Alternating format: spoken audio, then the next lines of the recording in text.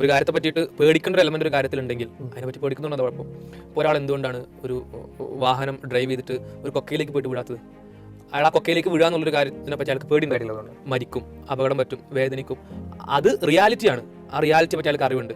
അപ്പോൾ ആ റിയാലിറ്റിയെ പറ്റി പേടിക്കണം എന്നുള്ളത് അതിന്റെ നേച്ചറിനനുസരിച്ച് പേടിക്കണം. അപ്പോൾ അയാൾ പേടിക്കുന്നു, അപ്പോൾ ഓർത്തത്തെ പിന്നിലേക്ക് നിൽക്കുന്നു. അപ്പോൾ പേടിക്കേണ്ട ഒരു കാര്യം ഉണ്ടെങ്കിൽ അതിനെപ്പറ്റി പേടിക്കുന്ന എന്തെങ്കിലും പ്രശ്നമുണ്ടോ? എല്ലാം നൽകിയ ഒരു സുട്ടാവിനോട് ഒരു നന്ദി വാക്ക് പോലും പറയാൻ തയ്യാറല്ല എന്നുള്ള ധാഷ്ട്യം, അതാണല്ലോ പതി വരാനിരിക്കുന്നത് പുറത്തു. ശേഷം മുമ്പൊന്നും ഇനി പാപങ്ങളില്ല. പാപങ്ങൾ പൊറുക്കുക എന്ന് അർത്ഥം എന്താ? നീ നരകത്തിലേക്ക് പോകില്ല, ഷുവറായിട്ട് സ്വർഗത്തിലേക്ക് പോകുക. അപ്പോൾ പിന്നെ എന്തിനാ അങ്ങനെ റിസ്ക് എടുത്തിട്ട് ആരാധന ചെയ്യുന്ന നിൽക്കുന്നത്? അസ്സലാമു അലൈക്കും വറഹ്മത്തുള്ളാഹി. റേഡിയോ ഇസ്ലാം പോഡ്കാസ്റ്റിൻ്റെ പുതിയൊരു എപ്പിസോഡിലേക്ക് സ്വാഗതം. ഇന്ന് നാം ചർച്ച ചെയ്യുന്നത് മതവിമർശകർ നിരന്തരം ഉന്നയിക്കാറുള്ള ഒരു ആക്ഷേപമാണ് മതം മനുഷ്യനെ അല്ലെങ്കിൽ അതിൻ്റെ ആളുകളെ പേടിപ്പിച്ച് വിശ്വസിപ്പിക്കുക എന്നുള്ളത്. അതാണ് മതത്തിൻ്റെ സ്ട്രാറ്റജി എന്നുള്ളത്. അതെ അതെ. സത്യത്തിൽ നമ്മുടെ പ്രതികരണം എന്താണ് അതിനെതിരെ? ഇപ്പോൾ ഫസ്റ്റ് കാര്യം എന്ന് പറഞ്ഞാൽ ഇപ്പോൾ മതം അങ്ങനെ തന്നെയാണ് വിശ്വസിപ്പിക്കുന്നത് വിചാരിച്ചോ? അതാണോ അല്ലേ എന്നുള്ള നമ്മൾ ഡിസ്കസ് ചെയ്യും. മതം ഇപ്പോൾ ആളുകളെ പേടിപ്പിച്ചിട്ട് തന്നെ വിശ്വസിപ്പിക്കുന്നത് വിചാരിച്ചോ? അതുകൊണ്ട് എന്താണ് പ്രശ്നം?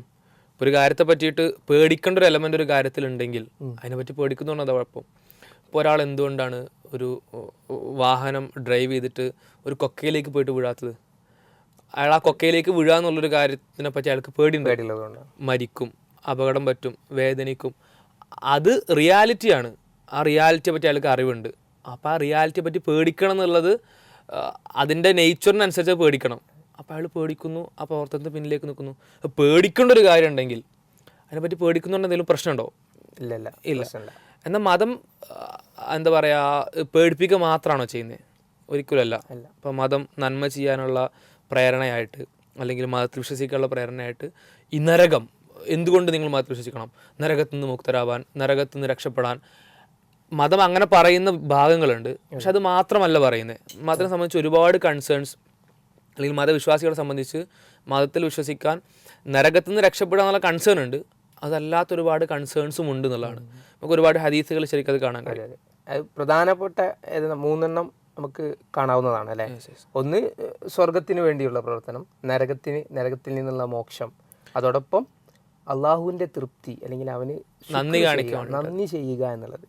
അപ്പോൾ ഇതെങ്ങനെയാണ്? ഇപ്പോൾ സാധാരണ വിമർശകർ പറയാറുള്ളത് നരകത്തെ പേടിപ്പെടുത്തുകയാണ്, നരകത്തെ പറഞ്ഞ് പേടിപ്പെടുത്തുന്നു എന്നുള്ളതാണ്.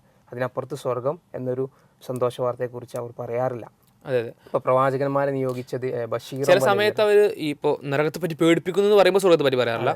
ചില സമയത്ത് സ്വർഗത്തെ പറ്റി മാത്രം പറഞ്ഞുകൊണ്ട് സ്വർഗത്തെ വിമർശിക്കും. അതായത് ആളുകളെ അത് കാണിച്ച് ഇപ്പോൾ ഹൂറുലീനെ പറ്റി പറയും, മദ്യത്തിന്റെ പുഴ, അങ്ങനത്തെ വിഷയങ്ങൾ പറയും. ഇതൊക്കെ കാണിച്ചിട്ട് കൊതിപ്പിച്ചുകൊണ്ട് വിശ്വസിപ്പിക്കാൻ പറയും. അപ്പം നരകത്തെ പറ്റി പറയൂല. അതായത് ഈ രണ്ട് ടൈപ്പ് ഓഫ് വിമർശനമായിട്ടാണ് പലപ്പോഴും.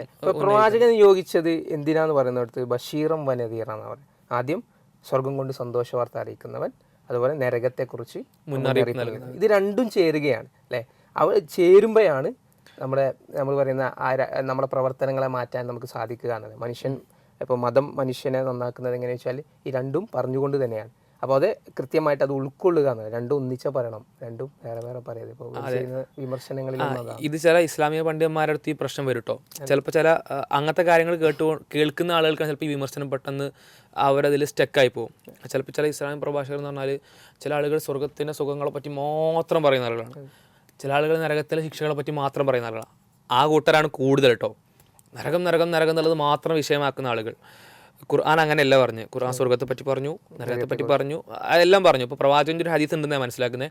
നിങ്ങൾ നരകത്തെ പറ്റി പറയുകയാണെങ്കിൽ അവിടെ സ്വർഗത്തെ പറ്റിയിട്ടും പറഞ്ഞിരിക്കണം എന്നുള്ളത്. അപ്പോൾ ഈ ഒരു അപ്രോച്ച് ഇസ്ലാമിക ദാഇകൾ ഉപയോഗിക്കുന്നത് ചില ആളുകളിൽ ഈ സംശയം ഉണ്ടാക്കാൻ കാരണമാകുന്നതാണ്. നമ്മൾ ഈ സ്വർഗത്തിനും നരകത്തിനെ പറ്റി പറയുന്നതിന് മുമ്പ് തോന്നുന്നത് നേരത്തെ പറഞ്ഞ കാരണം ഇസ്ലാം എന്തുകൊണ്ട് നന്മകൾ ചെയ്യണം, എന്തുകൊണ്ടതിൽ വിശ്വസിക്കണം എന്ന് ചോദിക്കുമ്പോൾ പറയുന്ന വളരെ പ്രധാനപ്പെട്ട കാരണം എന്ന് പറഞ്ഞാൽ നിങ്ങൾ നിങ്ങളുടെ റബ്ബിന്, നിങ്ങളുടെ രക്ഷിതാവിന് നന്ദി കാണിക്കണം എന്നുള്ളൊരു കാര്യമാണ്. അതിന് ഭയങ്കരമായൊരു സ്ട്രെങ്ത് ഉണ്ടെന്ന് മനസ്സിലാക്കാൻ പറ്റും.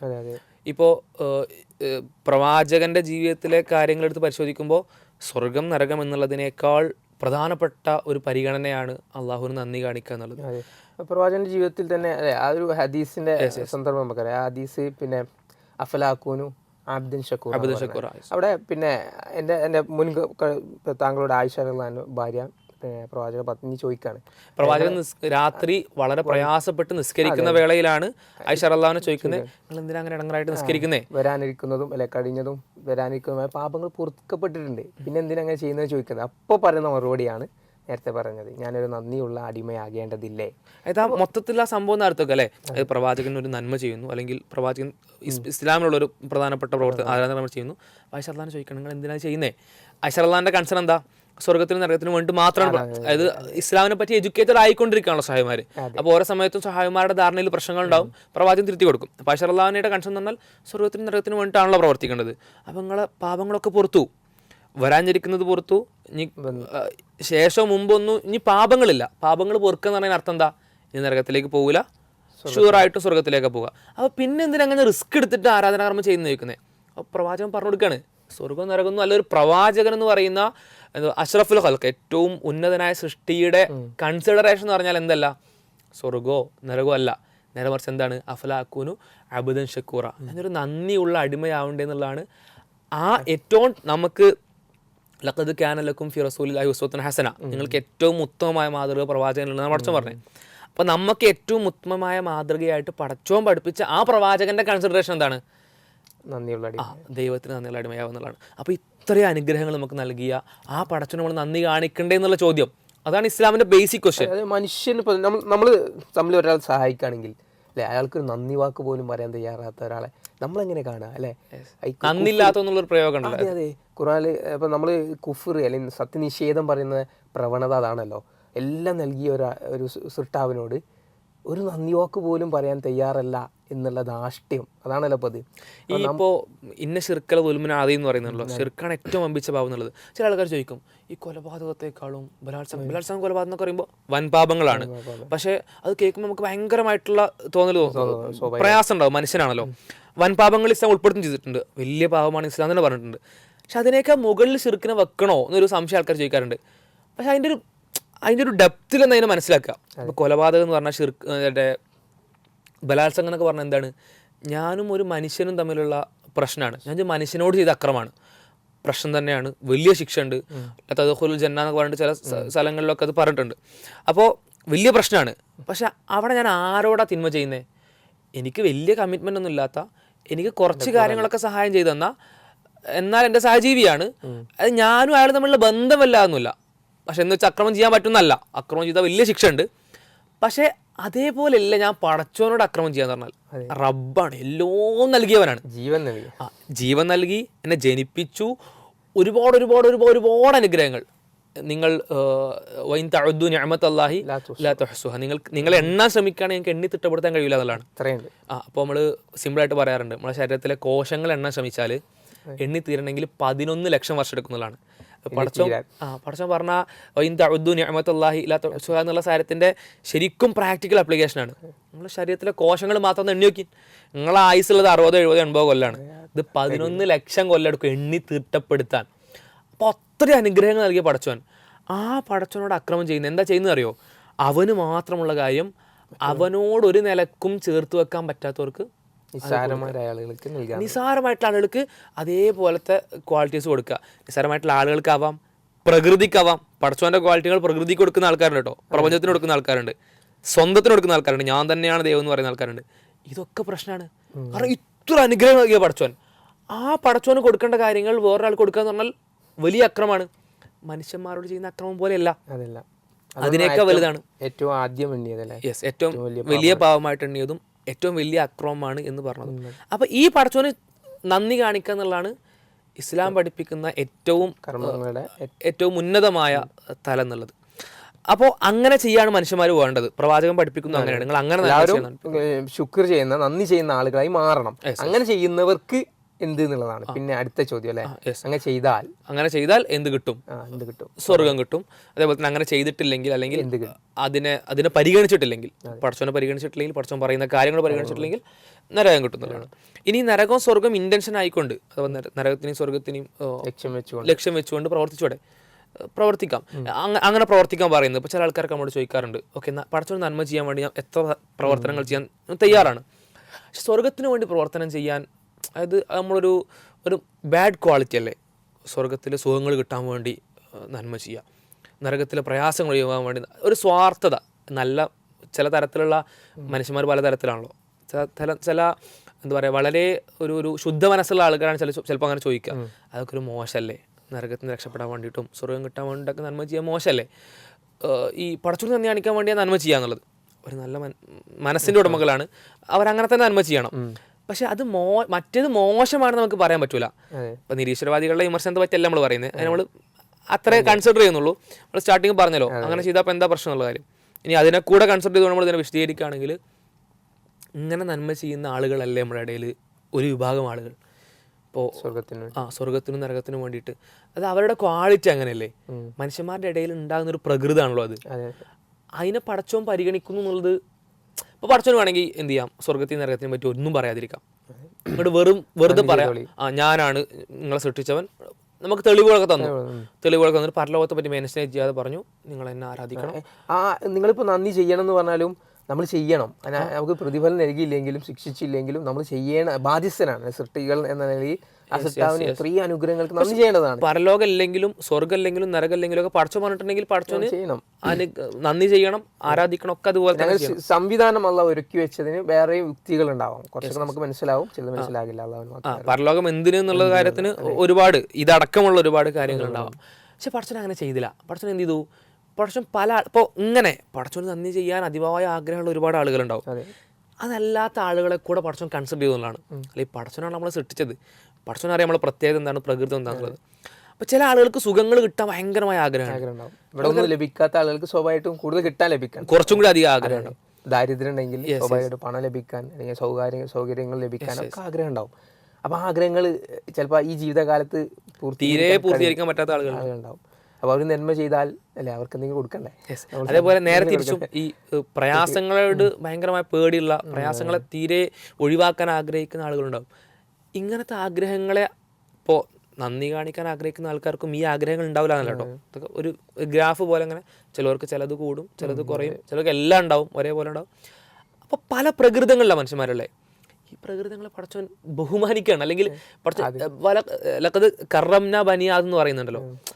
പടച്ചോൻ മനുഷ്യരെ ആദരിക്കുന്നു എന്ന് പറയുന്നത് അതിന് വളരെ മനോഹരമായ തലമുണ്ട്. പടച്ചോൻ മനുഷ്യനെ ചില ഏരിയകളിൽ അങ്ങനെ ആദരിക്കുന്നുണ്ട്.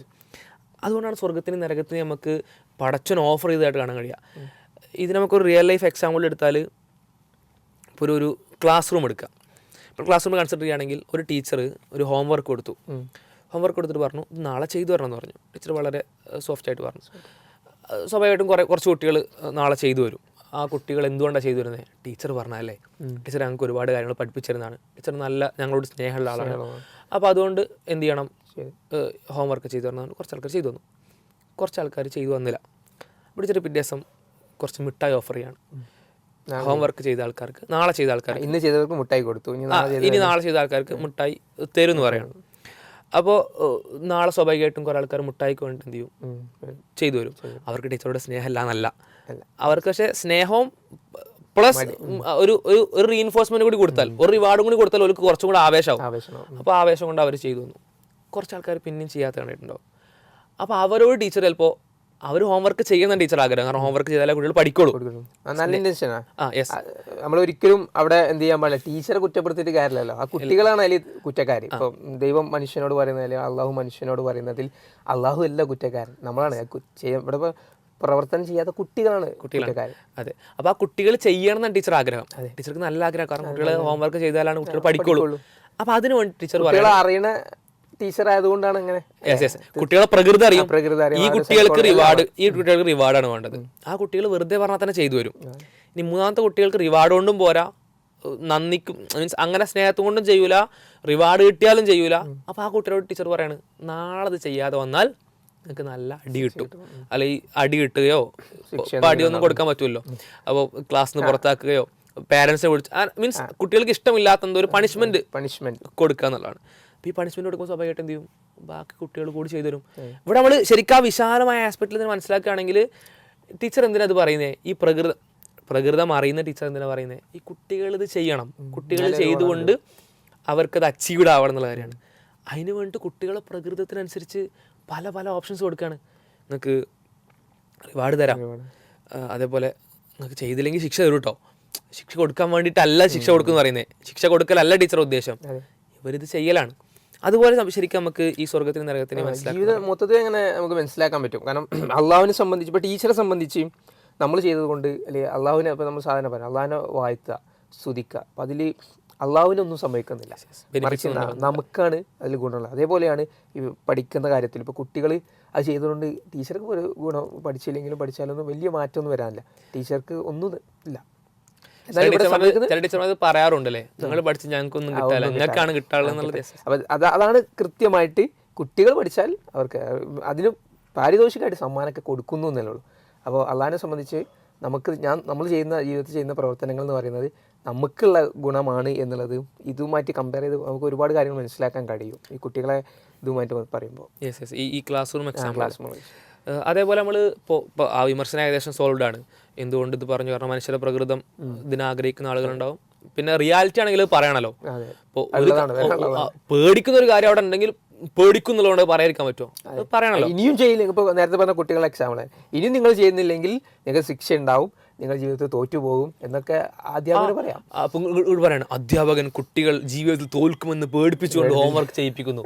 ക്രൂരമായിട്ട് അത് തീരെ ലോജിക്കില്ലാത്തതാണ്. തോൽക്കുമെങ്കിൽ, ജീവിതത്തിൽ പരാജയപ്പെടുമെങ്കിൽ, ക്ലാസ്സിൽ അല്ലെങ്കിൽ ഈ എക്സാമിൽ പരാജയപ്പെടുമെങ്കിൽ അത് പേടിക്കില്ല എന്നൊന്നുമല്ല, അത് പരാജയപ്പെടുന്നതാണ് പറയുന്നത്. അത് പറയാണ് വേണ്ടത്. അതിന് അധ്യാപകനെ കുറ്റപ്പെടുത്തിയിട്ട് അധ്യാപനം ക്രൂരനാണെന്ന് പറഞ്ഞിട്ട് കാര്യമില്ല. അതെ. അതേപോലെ നമ്മൾ ഇപ്പോൾ സ്വർഗത്തിനെ പറ്റി പറഞ്ഞപ്പോൾ ചില കാര്യങ്ങൾ ഉൾപ്പെടുത്താൻ തോന്നുന്ന കാര്യങ്ങൾ, ഇപ്പോൾ സ്വർഗത്തെ പറ്റി പറയുമ്പോൾ ആളുകളും പറയാറുണ്ട് സ്വർഗത്തിലെ സുഖങ്ങളെ കുറിച്ച് സുഖങ്ങളാണോ? ഇപ്പോൾ നമ്മുടെ നാട്ടിലും ഇപ്പോൾ കാശുള്ള ആളുകൾക്ക് കിട്ടുന്നൊരു ടൈപ്പ് ഓഫ് സുഖമല്ല. ശരിക്കും അങ്ങനെ സ്വർഗം എന്ന് പറഞ്ഞാൽ അങ്ങനെ പെട്ടെന്ന് കിട്ടുന്ന സുഖമല്ല. ഇതിപ്പം നമുക്ക് ഒരു ഹദീസ് കാണാൻ കഴിയും. എന്താണ് സ്വർഗം എന്ന് ചോദിക്കുമ്പോൾ പ്രവാചകൻ പറഞ്ഞു കൊടുക്കുകയാണ്, മല ഐൻ റഅത്ത്, ഒരു കണ്ണും ഇതുവരെ കാണാത്തതാണ്. വല ഉദുനുൻ സമീഅത്ത്, ഒരു കാതും ഇതുവരെ കേൾക്കാത്തതാണ്. വല ഖത്തറ അല ഖൽബി ബഷർ, ഒരു മനുഷ്യൻ്റെയും ഹൃദയത്തിൽ ഇതുവരെ പ്രവേശിക്കാത്തതാണ്, നമുക്ക് ഇമാജിൻ ചെയ്യാൻ പറ്റാത്തതാണ്. അതാണ് സ്വർഗം. അതായത് ബിയോണ്ട് അവർ ഇമാജിനേഷൻ. നമുക്ക് ഇവിടെ കുറേ കാര്യങ്ങൾ ഇമാജിൻ ചെയ്യാം.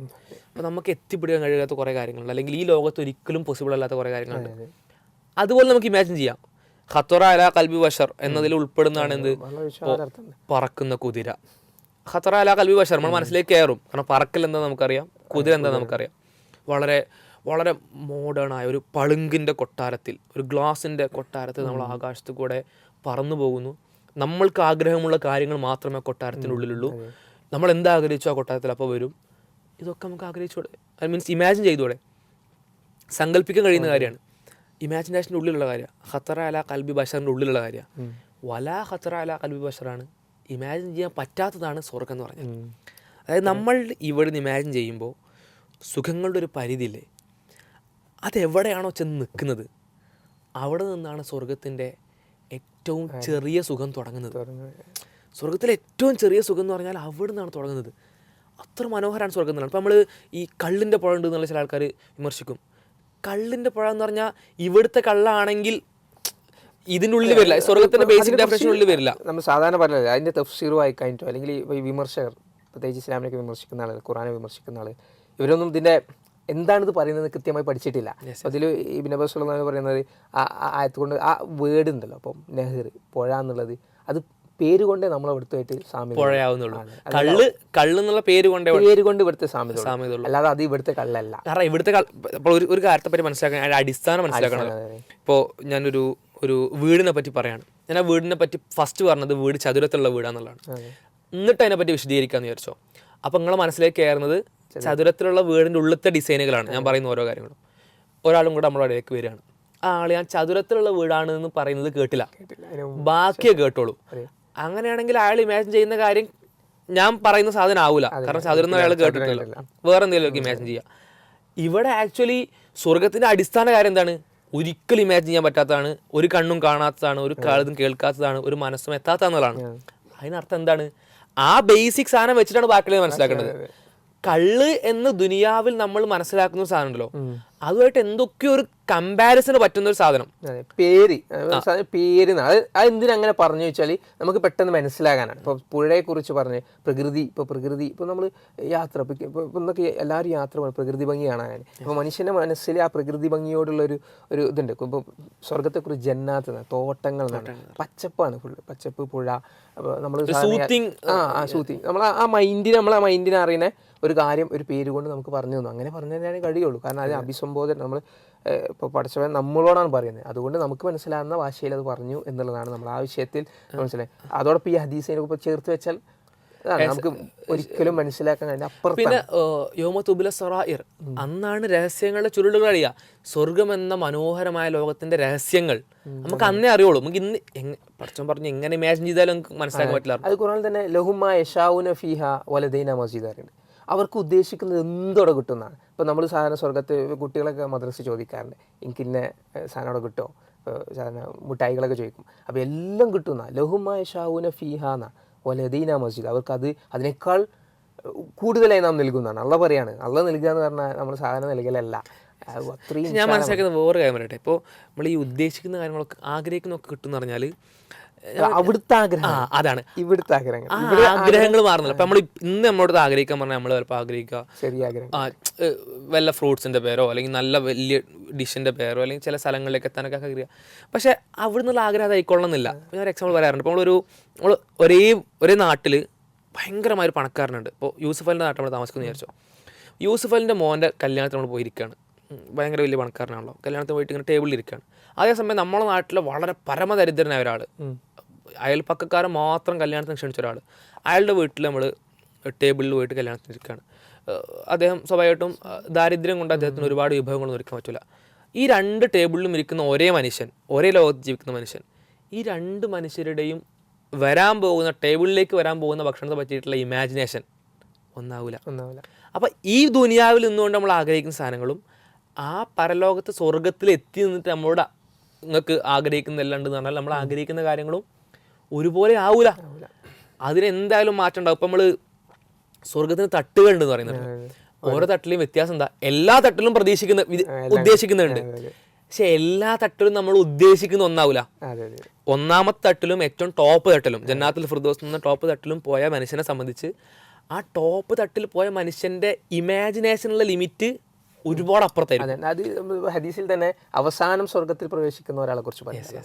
അവിടെ അയാൾ ആഗ്രഹിക്കുന്നതിന് ഇരട്ടി കൊടുക്കുകയാണ്. അപ്പോൾ ഭൂമിയോളം വിശാലമായി അപ്പോൾ അയാൾ ആഗ്രഹിക്കുന്ന, അപ്പോൾ അത് വളരെ അവിടുത്തെ ചെറിയ പ്രതിഫലമാണ്.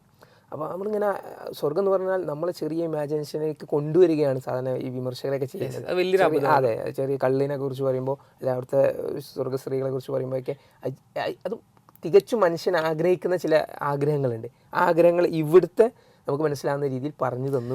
ഇപ്പോൾ കള്ളൊക്കെ ആണെങ്കിലും അല്ലെങ്കിൽ ഇപ്പോൾ തേനിൻ്റെ പുഴ, കള്ളിൻ്റെ പുഴ, ഞാൻ മനസ്സിലാക്കുന്ന എലമെന്റ് പറഞ്ഞാൽ ഇപ്പോൾ കള്ളിന് കുറച്ച് പ്രത്യേകതകളുണ്ട്. എന്താണ്?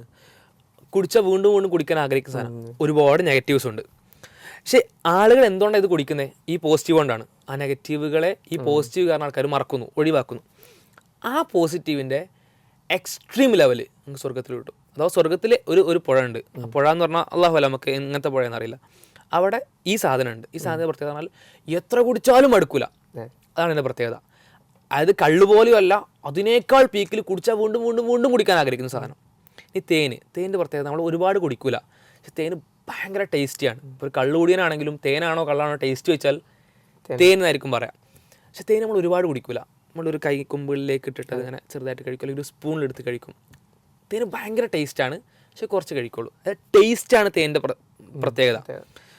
ആ ടേസ്റ്റിൽ ഭയങ്കര എക്സ്ട്രീം ടേസ്റ്റുള്ളൊരു സാധനം, അതിനെപ്പറ്റിയാണ് അവിടെ പറയുന്നതാണ് മനസ്സിലാക്കുന്നത്. അതായത് നമ്മൾ എന്തുകൊണ്ടാണോ ഈ എലമെൻറ്റിലേക്ക് അട്രാക്റ്റഡ് ആകുന്നത്, അതിൻ്റെ ഒല ഹത്തറാല കൽവി ബഷർ, മനുഷ്യൻ്റെ ഹൃദയത്തിലേക്ക് പ്രവേശിക്കാത്ത അത്ര വലിയൊരു എക്സ്റ്റെൻറ്റിലുള്ളൊരു സാധനം സ്വർഗത്തിൽ ഉണ്ട് എന്നുള്ളതാണ്. അപ്പോൾ നമ്മൾ ഇത് എത്ര എക്സ്ട്രീമാണ്. ഇപ്പോൾ സ്വർഗത്തിലെ ഇപ്പോൾ നമ്മൾ ഇപ്പോൾ നേരത്തെ പറഞ്ഞ പുഴകളും ഇതൊക്കെ അത് നമുക്ക് അതിൻ്റെ മാക്സിമത്തിലേക്ക് കിട്ടുക എന്ന് പറഞ്ഞു. പിന്നെ നമ്മളിപ്പോൾ അതുപോലെ തന്നെ നമ്മളിപ്പോൾ ഭൗതിക ലോകത്ത് നമ്മൾ ഭക്ഷണം കഴിക്കുന്നുണ്ട്. ഇപ്പോൾ ബിരിയാണി നമുക്ക് ഭയങ്കര ഇഷ്ടമാണ്. പക്ഷെ ബിരിയാണി എന്നും ബിരിയാണി ആണെങ്കിൽ രസം ഉണ്ടാവില്ല അല്ലേ? എന്നും ബിരിയാണി ആണെങ്കിൽ അത് മടുത്തു പോകും. അങ്ങനെ പിന്നെ സമയമുണ്ട്. ഇപ്പോൾ ഒരു കുറേ സമയം ഒരേ കാര്യം ചെയ്യാമെന്ന് പറഞ്ഞാൽ നമ്മളെ മടുപ്പ് വരും, മനുഷ്യന് അങ്ങനെ മടുപ്പ് വരുന്നത്. പക്ഷെ സ്വർഗത്തിൽ ഇതൊന്നുമില്ല, മടുപ്പ് ഉണ്ടാവില്ല. അതായത് നമ്മൾ ഇപ്പോൾ സാധാരണ പറയാറുണ്ട്, ഒരു പഴം കഴിച്ച് മറ്റൊരു പഴത്തിലേക്ക് പോകും, അതേ പഴം കാണാൻ ഇപ്പോൾ തന്നെ അങ്ങനെ ഉണ്ടല്ലോ, ഞങ്ങൾ മുമ്പ് കണ്ട പഴം പോലെ ഉണ്ട് ഇത്. പക്ഷെ അതിനേക്കാൾ ഉത്തമമായിരിക്കും. അത് എടുത്ത് പറിച്ച് കഴിക്കുമ്പോഴേ അറിയുള്ളൂ അത്രയും ടേസ്റ്റ് ആയിരിക്കും. അതായത് സന്തോഷത്തെ പോലും നമുക്ക് എന്താ പറയുക, ഇവിടുത്തെ സന്തോഷം അവിടുത്തെ സന്തോഷം കമ്പയർ ചെയ്യാൻ പറ്റില്ല. അതായത് ഇവിടുന്ന് നമ്മളെ സാറ്റിസ്ഫൈ ചെയ്യിപ്പിക്കുന്ന സുഖങ്ങൾ കിട്ടുന്ന കാര്യങ്ങൾ അതല്ല. ഒരുപാട് തവണ സുഖങ്ങൾ ഒരു കാര്യത്തിൽ നിന്ന് കിട്ടിയാൽ ആ സുഖത്തെ നമ്മൾ മാറ്റി വെച്ചിട്ട് വേറെ സുഖങ്ങളിലേക്ക് പോകും. ഒരു സമയ ലിമിറ്റ് ഉണ്ട് നമ്മളവിടുത്തെ സുഖങ്ങൾക്കൊക്കെ. അവിടുത്തെ സുഖങ്ങൾ അങ്ങനെയല്ല.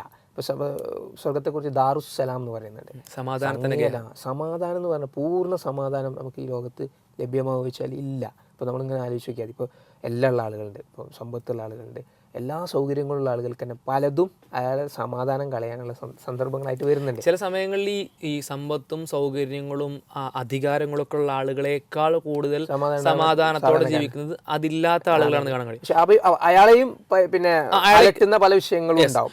പൂർണ്ണമായ സമാധാനം, എല്ലാത്തിൽ നിന്നും ഒഴിഞ്ഞ് സമാധാനമായിരിക്കുക നമ്മളൊക്കെ ആഗ്രഹിക്കുന്നതാണല്ലോ. നമ്മുടെ ജീവിതത്തിന്റെ വലിയ ലക്ഷ്യം അതാണല്ലോ, സമാധാനമാണ്, പൂർണ്ണ സമാധാനം ലഭിക്കുക എന്നുള്ളത്. പക്ഷെ ഖുർആൻ ഇസ്ലാം അത് നമുക്ക് പഠിപ്പിച്ചു തരുന്നത് സ്വർഗത്തിലാണെന്നാണ്.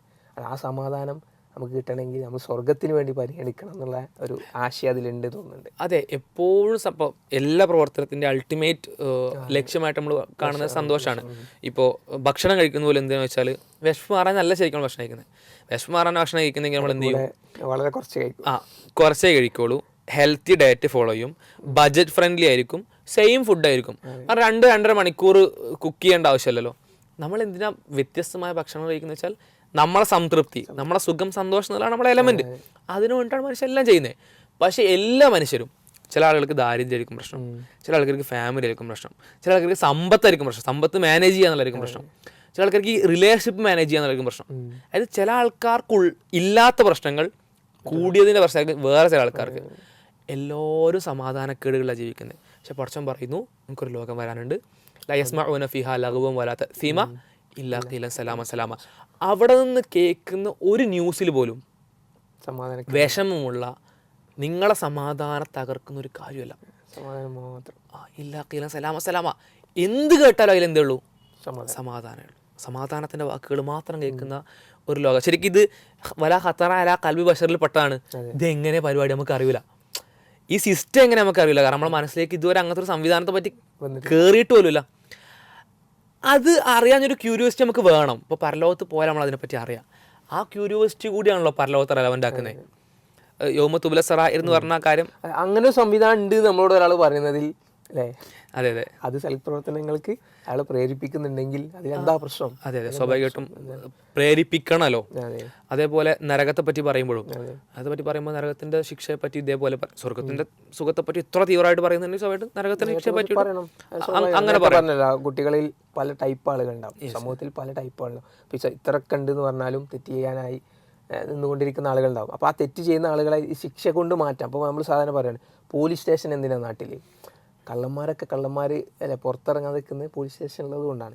ഉള്ളിൽ കള്ളത്തരമുള്ള ആളുകൾ സ്വാഭാവികമായിട്ട് പുറത്തു വരാൻ ഈ പോലീസ് സ്റ്റേഷനിലേക്ക് സാധിക്കും. അപ്പോൾ ചില ശിക്ഷകൾ ആവശ്യമാണ് മനുഷ്യനെ നന്നാക്കാൻ. മനുഷ്യൻ്റെ മനസ്സ് അങ്ങനെയാണ്. അപ്പോൾ ഈ ശിക്ഷകൾ പറയുമ്പോൾ ആളുകൾ നന്നാവും. ഇപ്പോൾ നരകത്തെക്കുറിച്ച് പറഞ്ഞു കൊടുത്ത് ഖുർആനിൽ ദാലിക യുഖവ്വിഫുല്ലാഹു ബിഹി ഇബാദു യാ ഇബാദി ഫത്തഖൂൻ എന്ന് പറയും. അവിടെ നിങ്ങൾ നരകത്തെക്കുറിച്ച് ഞാൻ നിങ്ങളെ ഭയപ്പെടുത്തുന്നതാണ്. അപ്പോൾ ഈ ഭയം എന്നുള്ളത് നേരത്തെ പറഞ്ഞ ടീച്ചർ പറഞ്ഞ പോലെ ആളുകൾ നമ്മൾ നന്നാവാനുള്ള ഒരു മാർഗം കൂടിയാണ്. പക്ഷെ അതിനപ്പുറം നമുക്ക് നൽകിയ എല്ലാ അനുഗ്രഹങ്ങൾക്കും നമ്മൾ നന്ദികേട് ചെയ്യുന്നു എന്നുള്ള അതിനുള്ള ശിക്ഷയാണ് എന്നുള്ളതാണ് നമ്മൾ മനസ്സിലാക്കേണ്ടത്. അതുകൊണ്ട് തന്നെ ഇപ്പോൾ നരകത്തെ പറ്റി പേടിക്കണം. ഇതെന്തിനാന്നത്? നിങ്ങളെ പേടിപ്പിക്കാൻ തക്കവയുള്ളവരായിട്ട് മാറാൻ വേണ്ടി. ഇപ്പോൾ ഹോംവർക്ക് ചെയ്യാൻ വേണ്ടി നിങ്ങളെ പേടിപ്പിക്കുന്നു. ഏതിന്? ശിക്ഷ ശിക്ഷ തരും ചെയ്യും. വെറുതെ പൊള്ളു പറഞ്ഞാൽ നോണ പറഞ്ഞിട്ട് കുറച്ചും പേടിപ്പിക്കൂല, ഉള്ളതേ പറയുള്ളൂ. അപ്പോൾ പേടിപ്പിക്കാൻ വേണ്ടി പറയുന്ന കാര്യം കേട്ടാൽ പേടിക്കണം.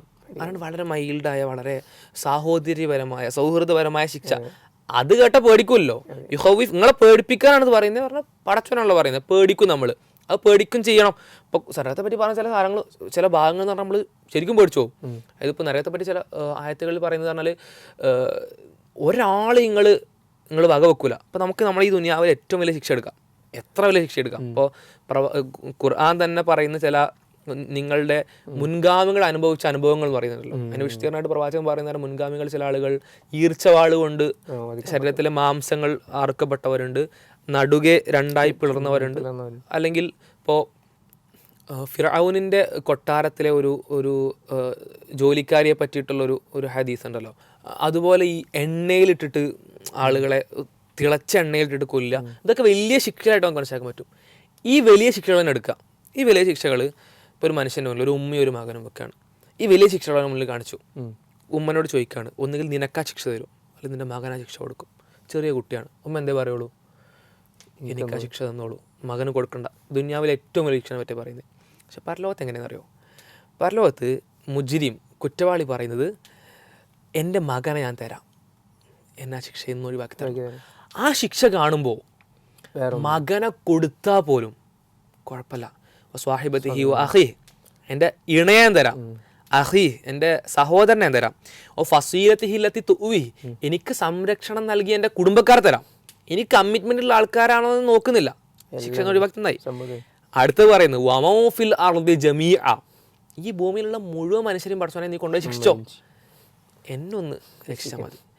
എല്ലാവരെയും കൊണ്ടുപോയി ശിക്ഷിച്ചോ, ഈ ദുനിയാവിൽ എല്ലാവരും ശിക്ഷിച്ചിട്ട് എന്നെ മാത്രം രക്ഷിച്ചാലും ഞാൻ ഓക്കെയാണ്. അത് പറയാൻ മാത്രം തീവ്രമായ ശിക്ഷയാണ് വരാൻ പോകുന്നത്. ഇതെന്തിനാ പറയുന്നത്? പേടിപ്പിക്കാൻ തന്നെയാണ്.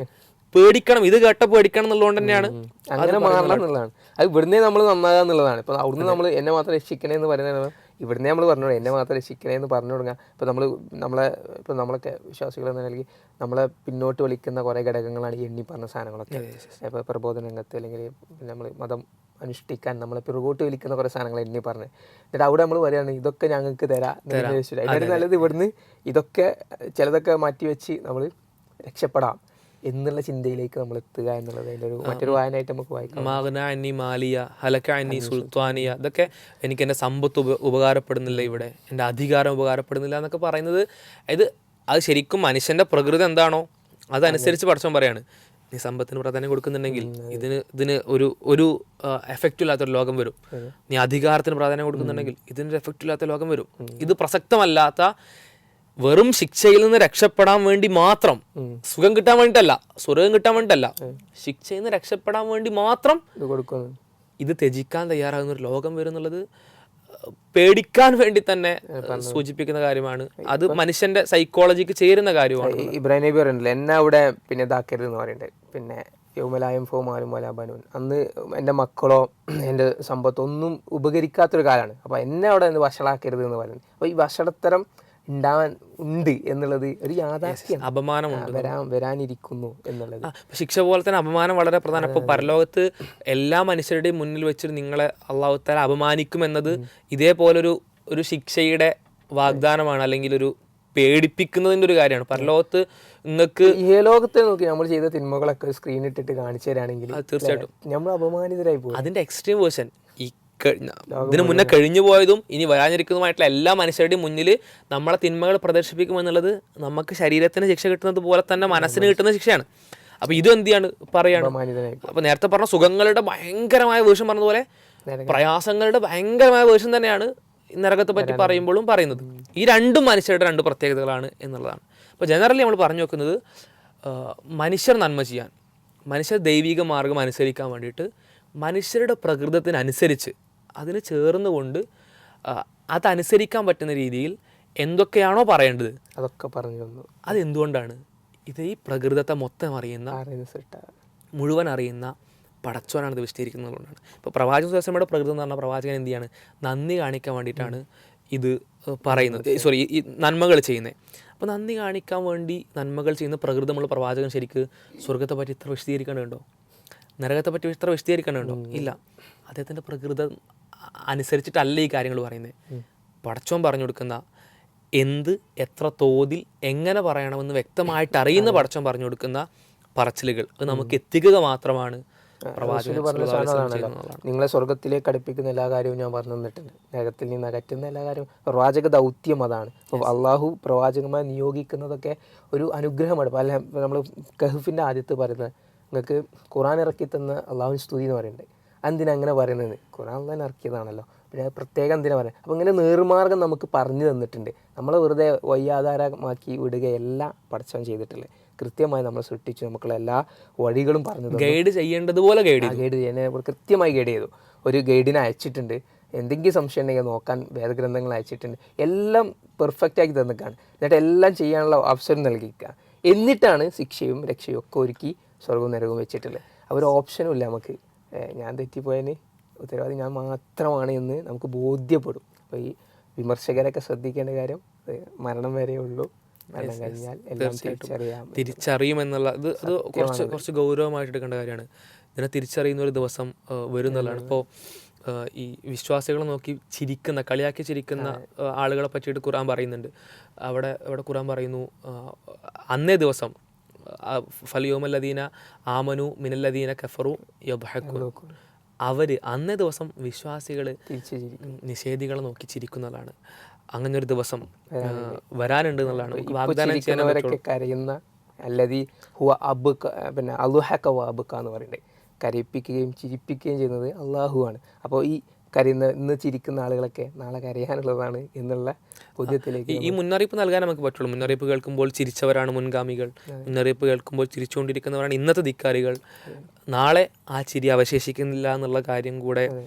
ചിരിക്കാനുള്ളത് ഇവിടെ പിന്നെ ആക്ഷേപങ്ങൾ ഉന്നയിക്കുന്ന ആളുകൾ നാളെ അവിടെ നിങ്ങളെ നോക്കി ചിരിക്കും എന്നുള്ളത് ഒരു സത്യമാണ്. സത്യത്തിലേക്ക് ചിത്തം തിരിച്ചറിയുകയും അതിലേക്ക് എത്തിച്ചേരുകയും ചെയ്യുക, അല്ലേ? ഇപ്പോൾ ഈ മൊത്തത്തിൽ പറയുകയാണെങ്കിൽ ഇസ്ലാം എന്ന് പറഞ്ഞാൽ, മതം എന്ന് പറഞ്ഞാൽ എന്താ പറയുക, അപ്പോൾ ഇങ്ങനെയാണൊരു മനുഷ്യൻ ഉള്ളതെങ്കിൽ ഇവിടെയൊക്കെ വിടവുകളുണ്ട്. മതം എന്ന് പറഞ്ഞാൽ ആ വിടവുകളെ ചേർത്ത് പൂർണ്ണമായിട്ട് എങ്ങനെയാണോ വിടവുകൾ ക്ലോസ് ചെയ്യേണ്ടത് അങ്ങനെ ക്ലോസ് ചെയ്യാൻ പറ്റുന്ന ഒരു പസിലിനെ ഫില്ല് ചെയ്യാൻ പറ്റുന്ന രീതിയിൽ മനുഷ്യന് ആവശ്യമുള്ളതെല്ലാം അതുപോലെ ആവശ്യമുള്ള രീതിയിൽ പടച്ചവൻ പറഞ്ഞു കൊടുക്കുന്ന ഒരു സംവിധാനമാണെന്നുള്ളത്. സിട്ടാവിന് മാത്രമേ കഴിയുള്ളൂ. അല്ലെ നമ്മളെ പോരായ്മകൾ, അല്ലെങ്കിൽ നമ്മളെങ്ങനെ തെറ്റിലേക്ക് പോകും, എങ്ങനെ ശരികളിലേക്ക് എത്തും എന്നൊക്കെ കൃത്യമായി അറിയുന്ന അള്ളാഹുവിന് മാത്രമാണ്. അതുകൊണ്ട് അവൻ വേദം അയക്കുന്നു, പ്രവാചകന്മാരെ നിയോഗിച്ചു, കാര്യങ്ങൾ പഠിപ്പിച്ചു തന്നു. ഇനി നമ്മളെ ഡ്യൂട്ടിയാണ്, അല്ലേ? തീർച്ചയായിട്ടും സ്വർഗം നേടിയെടുക്കലും അല്ലെങ്കിൽ അള്ളാഹുവിന് നന്ദി ചെയ്യലൊക്കെ നമ്മളെ ഡ്യൂട്ടിയാണ്, നമ്മൾ ചെയ്യുക എന്നുള്ളത് മാത്രമാണ്. ഇന്നത്തെ പോഡ്കാസ്റ്റ് ഇവിടെ അവസാനിപ്പിക്കുകയാണ്. അസ്സലാമു അലൈക്കും വറഹ്മത്തുള്ളാഹി വബറകാതുഹു.